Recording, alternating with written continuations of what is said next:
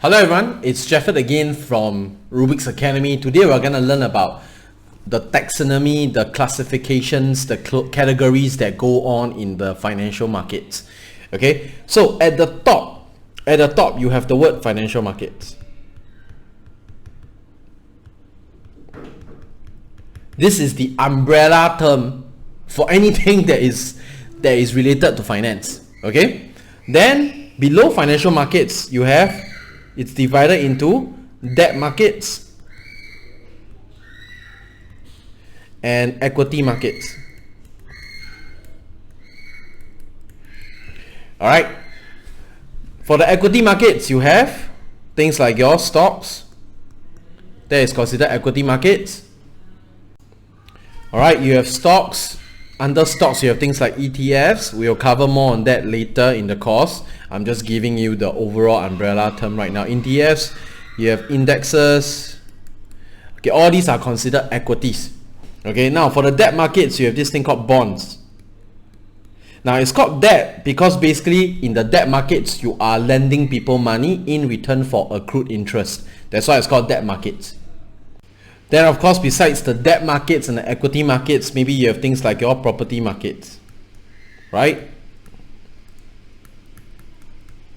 Okay, your property markets. So under the property markets, maybe you have things like your REITs, you know, or you can just buy retail property. It means you buy the property itself. Okay, then for another kind of market under the financial market is your commodity markets. Commodities market. Right? So under the commodities markets, you have maybe things like silver, sorry, not silver, that one is precious metals, cotton, corn, you know, so on and so forth, commodities, rice, right? Then under financial markets, you also have your precious metals markets, right? So this is your silver and gold. Right, another example of a commodity is coal, C-O-A-L, right? Then after all of these, you also have the FX market. FX basically refers to Forex. Forex is the short term for foreign exchange. So basically for Forex markets, you are dealing with currencies. Euro against the USD, USD against the yen, so on and so forth. All right. Now, then you have this thing called a security, right? Or sometimes they call it securities. Now, typically securities only refer to debt markets and equity markets. That's the strict technical definition of securities. But sometimes people use the word loosely and they will include in property or commodities market. Okay? So that is the overall view of the financial markets. That's the overall view. All right, these are the terms that you will see in the financial markets. Now, the other set of terms that you will see are things like your futures, options, forwards, CFDs, right? Now, these are what we call derivatives.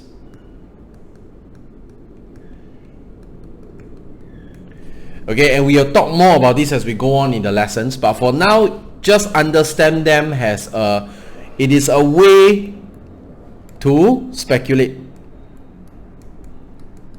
It is a way to speculate on an asset, and the asset could be any of these assets.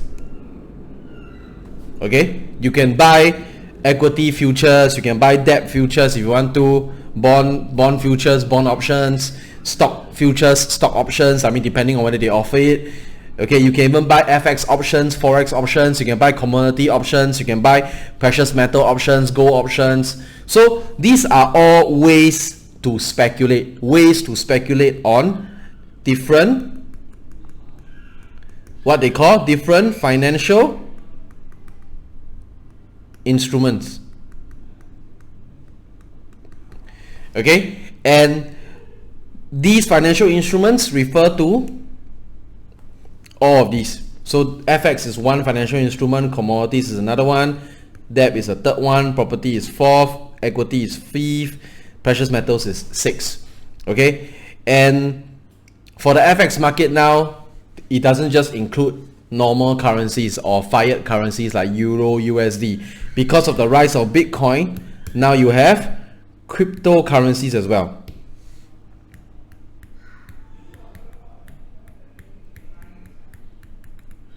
Okay, so FX is divided into cryptocurrencies and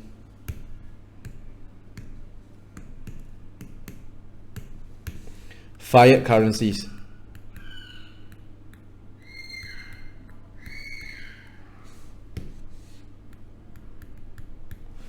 Alright, so this is the overall market structure.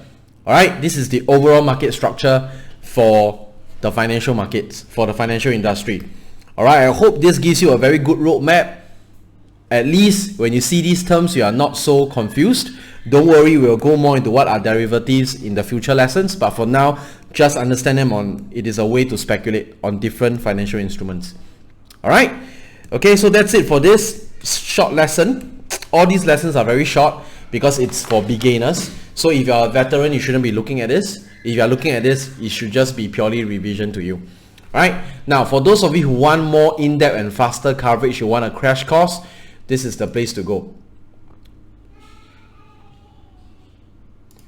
Right, you can come to Udemy and I'll be putting my promotion links below this video. You can click on them and you can purchase the course straight away. So I have a stocks advanced trading techniques course, I have a value investing course, I have a complete foundation course. Okay, so if you don't want to wait for this series to conclude, and even if this particular beginners series does conclude, it will not be as comprehensive as these courses right here. And for now, they are going for crazy cheap. $19, all these are Singapore dollars, $29, $29, $29. Okay, it's crazy cheap. And if you are a new user on Udemy, all right, udemy.com here, okay, they will give you some discount codes which will make these courses even cheaper. Now, these courses are definitely not just worth $19, $29, $29. It's definitely worth more than that. So definitely in the future, I'll be raising the price. Maybe it's after this month, maybe it's after 2 weeks, I don't know. But these are not gonna stay the same prices as they are right now. Okay, so thank you very much. Once again, my name is Jefford Lim from Rubik's Academy. Thank you.